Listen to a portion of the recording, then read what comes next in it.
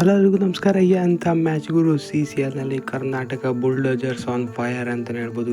ಕೇವಲ 17.2 ಓವರ್ನಲ್ಲೇ 227 ಟಾರ್ಗೆಟನ್ನು ಚೇಸ್ ಮಾಡಿದ್ದಾರೆ ಅಂತಲೇ ಹೇಳ್ಬೋದು. ರಾಜೀವ್ ಅವರಿಂದ 100 ಕೂಡ ನಮಗೆ ನೋಡೋದಕ್ಕೆ ಸಿಕ್ತು. ಪ್ರದೀಪ್ ಹಾಗೆಯೇ ಡಾರ್ಲಿಂಗ್ ಕೃಷ್ಣ ಅವರು ಕೂಡ ಒಳ್ಳೆ ಕಾಂಟ್ರಿಬ್ಯೂಟನ್ನು ಮಾಡಿದ್ರು. ಸೊ 227 ಚೇಸ್ ಮಾಡೋದಕ್ಕೆ ಕಷ್ಟ ಅಂತ ಅಂದ್ಕೊಳ್ತಿದ್ವಿ, ಆದರೆ ಅದನ್ನು ಸಲೀಸಾಗಿಯೇ ಚೇಸ್ ಮಾಡಿದ್ದಾರೆ ಅಂತಲೇ ಹೇಳ್ಬೋದು. ಸೊ 227 ಟಾರ್ಗೆಟ್ ಇದ್ದರೂ ಕೂಡ ಅದನ್ನು ಸಲೀಸಾಗಿಯೇ ಚೇಸ್ ಮಾಡಿದ್ದಾರೆ ಕರ್ನಾಟಕ ಬುಲ್ಡೋಜರ್ಸ್ ಅಂತ ಹೇಳ್ಬೋದು. ಈ ಸೀಸನ್ ಕೂಡ ಸಖತ್ ಸ್ಟ್ರಾಂಗ್ ಆಗಿ ಕಾಣ್ತಾ ಇದ್ದಾರೆ. 2-2 ವಿನ್ ಆಗಿದ್ದಾರೆ. ಹಾಗೆಯೇ ಪ್ಲೇ ಆಫ್ಸ್ಗೆ ಹೋಗೋದು ಆಲ್ಮೋಸ್ಟ್ ಕನ್ಫರ್ಮ್ ಮಾಡಿದ್ದಾರೆ ಇದರೊಂದಿಗೆ ಅಂತಲೇ ಹೇಳ್ಬೋದು. ಇನ್ನೊಂದು ಮ್ಯಾಚ್ ಇದೆ ಹೌದು, ಆದರೆ ಇವಾಗ ಪ್ಲೇ ಆಫ್ಸ್ಗೆ ಹೋಗೋದು ಆಲ್ಮೋಸ್ಟ್ ಕನ್ಫರ್ಮ್ ಆಗಿದೆ ಅಂತಲೇ ಹೇಳ್ಬೋದು. ಸೊ ಇದೇ ನಮಗೆ ಬೇಕಾಗಿದ್ದು. ಒಂದು ಅತ್ಯುತ್ತಮವಾದ 100 ಬಂದಿದೆ ರಾಜೀವ್ ಅವರಿಂದ, ಹಾಗೆಯೇ 50+ ಸ್ಕೋರ್ ಬಂದಿದೆ ಪ್ರದೀಪ್ ಅವರಿಂದ. ಮ್ಯಾಚ್ನಲ್ಲಿ ಏನಾಗಿತ್ತು ಅಂತ ನೋಡೋಣ ಬನ್ನಿ.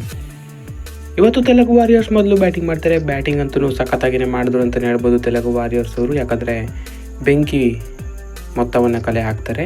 ಇನ್ಫ್ಯಾಕ್ಟು 200+ ಟಾರ್ಗೆಟ್ ಬಂದಿತ್ತು ಇವತ್ತು ಕರ್ನಾಟಕ ಬುಲ್ಡೋಜರ್ಸ್ಗೆ. ಅದು ಹೇಗೆ ಸಾಧ್ಯ ಆಯಿತು ಅಂದರೆ ಅಶ್ವಿನ್ ಬಾಬು ಮತ್ತು ಅಖಿಲ್ ಅಕಿನೇನಿ ಸ್ಟಾರ್ಟಿಂಗ್ನಲ್ಲೇ ಅತ್ಯುತ್ತಮವಾದ ಪಾರ್ಟ್ನರ್ಶಿಪ್ಪನ್ನು ಮಾಡ್ತಾರೆ. ಸೊ ಮೊದಲ 10 ಓವರ್ ವಿಕೆಟ್ಲೆಸ್ ಹೋಗಿತ್ತು, ಯಾಕಂದರೆ ಇವರಿಬ್ಬರು ಆ ಲೆವೆಲ್ಗೆ ಆಡ್ತಾಯಿದ್ರು. 84 ರನ್ ಆಗಿತ್ತು 10 ಓವರ್ನಲ್ಲಿ. ಇವರಿಂದ ಬ್ರಿಲಿಯಂಟ್ ಆದ ಪಾರ್ಟ್ನರ್ಶಿಪ್ ಬರುತ್ತೆ. ಹಾಗೆಯೇ ಅದು ಮುಂದುವರ್ಸ್ಕೊಂಡು ಕೂಡ ಹೋಗ್ತಾರೆ ಆ ಪಾರ್ಟ್ನರ್ಶಿಪ್ಪನ್ನು. ಸೊ ಅಶ್ವಿನ್ ಬಾಬು ಅವರು ಹಾಗೆಯೇ ಅಖಿಲ್ ಅಕಿನೇನಿ ಅವರು ಬೌಂಡ್ರಿ ಸಿಸರ್ಗಳನ್ನು ಹೊಡೆಯೋದಕ್ಕೆ ಸ್ಟಾರ್ಟ್ ಮಾಡ್ತಾರೆ. ಸೊ ಆಲ್ಮೋಸ್ಟು ಸೆಟ್ಲೇ ಆಗ್ತಾರೆ ಅಂತಲೇ ಹೇಳ್ಬೋದು. ಸೊ 103 ರನ್ಗಳ ಅತ್ಯುತ್ತಮವಾದ ಪಾರ್ಟ್ನರ್ಶಿಪ್ ಆಗಿರುತ್ತೆ ಇದು. 12 ಓವರ್ನಲ್ಲಿ 100 ರನ್ಸ್ ವಿತೌಟ್ ವಿಕೆಟ್ ಲಾಸ್ ಹೋಗ್ತಾಯಿದ್ರು. ಅದಾದ ಬಳಿಕ ವಿಕೆಟ್ ತಂದು ಕೊಟ್ಟಿದ್ದು ಅಂದರೆ ಚಂದನ್ ಅವರು. ಅಖಿಲ್ ಅಕಿನೇನಿ ಅವರು ಸಖತ್ತಾಗಿ ಆಡ್ತಾಯಿದ್ರು, ಅವರ ವಿಕೆಟನ್ನು ಮೊದಲು ತೆಗಿತಾರೆ. ಸೊ ಅದಾದ ಬಳಿಕ ಕೂಡ ಒಂದು ಬೆಂಕಿಯಾದ ಪಾರ್ಟ್ನರ್ಶಿಪ್ ಬರುತ್ತೆ ಅಶ್ವಿನ್ ಬಾಬು ಅವರು ಹಾಗೆಯೇ ಪ್ರಿನ್ಸ್ ಅವರಿಂದ. ಅಶ್ವಿನ್ ಬಾಬು ಅವರು ಇನ್ಫ್ಯಾಕ್ಟು ಬೌಂಡ್ರಿ ಸಿಸರ್ಗಳನ್ನು ಹೊಡೆಯೋದಕ್ಕೆ ಸ್ಟಾರ್ಟ್ ಮಾಡ್ತಾರೆ. ಅಗ್ರೆಸಿವ್ ಮೋಡ್ಗೆ ಹೋಗ್ತಾರೆ ಅಂತಲೇ ಹೇಳ್ಬೋದು. ಸೊ ಇನ್ಫ್ಯಾಕ್ಟ್ ಕ್ಯಾಚಸ್ಗಳು ಕೂಡ ಡ್ರಾಪ್ ಆಯಿತು ಕರ್ನಾಟಕ ಬುಲ್ಡೋಜರ್ಸ್. ಫೀಲ್ಡಿಂಗು ಅಷ್ಟೊಂದು ಹೇಳ್ಕೊಳ್ಳುವಷ್ಟು ಚೆನ್ನಾಗಿರಲಿಲ್ಲ. ಸೊ ಡ್ಯೂ ಕೂಡ ಇತ್ತು ಅಂತ ಅನಿಸುತ್ತೆ. ಸೊ ಹಾಗಾಗಿ ಅದು ಕೂಡ ಕಾರಣ ಆಯಿತು. ಆದರೆ ಅಶ್ವಿನ್ ಬಾಬು ಅವರು ಮಾತ್ರ ಬೆಂಕಿಯಾಗಿರೋ ಒಂದು 100 ಕೂಡ ಹೊಡಿತಾರೆ. ಸೊ CCLನಲ್ಲಿ ಈ ಥರ ಬ್ಯಾಟಿಂಗ್ ನೋಡೋದಕ್ಕೆ ಒಂಥರ ಖುಷಿಯಾಗುತ್ತೆ ಅಂತಲೇ ಹೇಳ್ಬೋದು. ಸೊ ಅದ್ಭುತವಾದ ಬ್ಯಾಟಿಂಗ್ ಆಗಿತ್ತು. 11 ಬೌಂಡ್ರಿ ಹಾಗೂ 8 6 ಇತ್ತು ಇವರ ಇನ್ನಿಂಗ್ಸ್ನಲ್ಲಿ.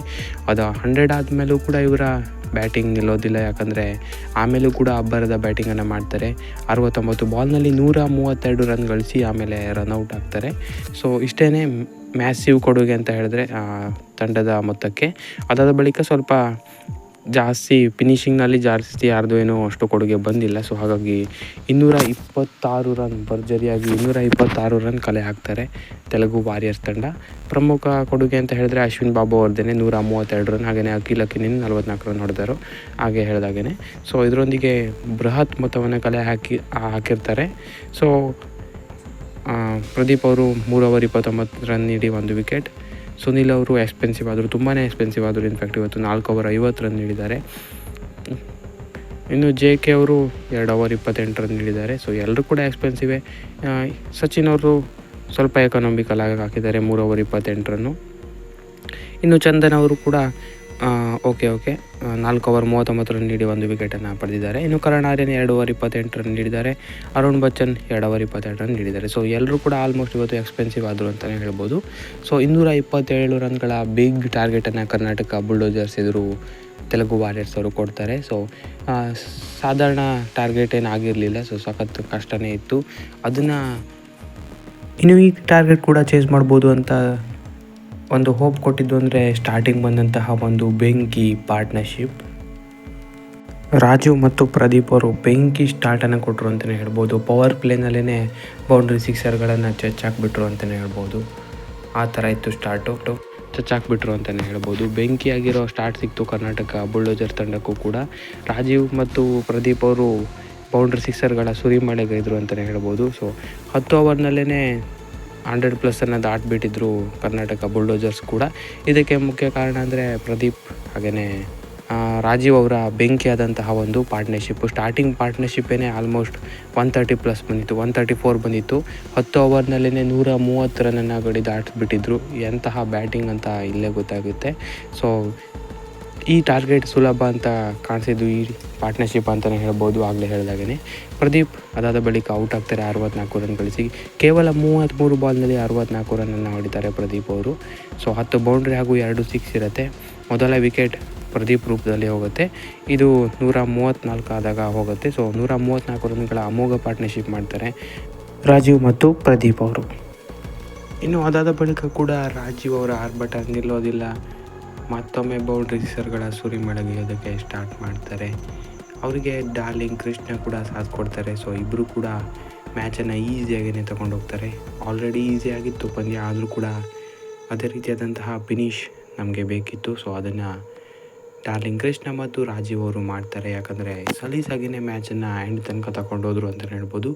ರಾಜೀವ್ ಅಂತೂ ಬೌಂಡ್ರಿ ಸಿಕ್ಸರ್ಗಳ ಸುರಿಮಳೆಗೆಯೋದಕ್ಕೆ ಸ್ಟಾರ್ಟ್ ಮಾಡಿದ್ರು ಅಂತಲೇ ಹೇಳ್ಬೋದು. ವೆಲ್ ಡಿಸರ್ವ್ಡ್ 100 ಕೂಡ ಬಂತು ರಾಜೀವ್ ಅವರಿಂದ.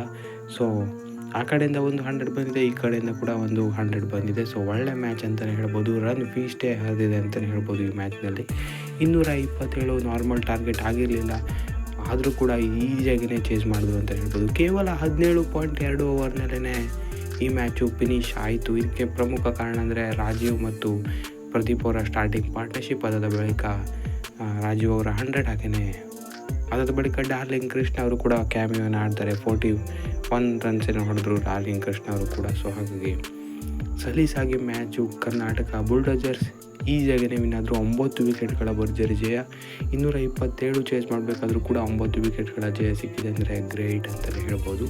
ಸೊ ಇದರೊಂದಿಗೆ 2-2 ವಿಕ್ಟ್ರಿ ಬಂದಿದೆ ಕರ್ನಾಟಕ ಬುಲ್ಡೋಜರ್ಸ್ನಲ್ಲಿ ಗ್ರೂಪ್ ಸ್ಟೇಜ್ ಹಂತದಲ್ಲಿ. ಹಾಗೆಯೇ ಆಲ್ಮೋಸ್ಟ್ ಪ್ಲೇ ಆಫ್ಸ್ ತಲುಪೋದನ್ನು ಕನ್ಫರ್ಮ್ ಮಾಡ್ಕೊಂಡಿದ್ದಾರೆ. ಸೆಮಿಫೈನಲ್ ಹಂತ ತಲುಪೋದನ್ನು ಅಂತಲೇ ಹೇಳ್ಬೋದು. ಯಾಕಂದರೆ 3 ಮ್ಯಾಚ್ ಆಡೋದು. ಸೊ ಹಾಗಾಗಿ 2 ವಿನ್ ಆಗಿದ್ದಾರೆ.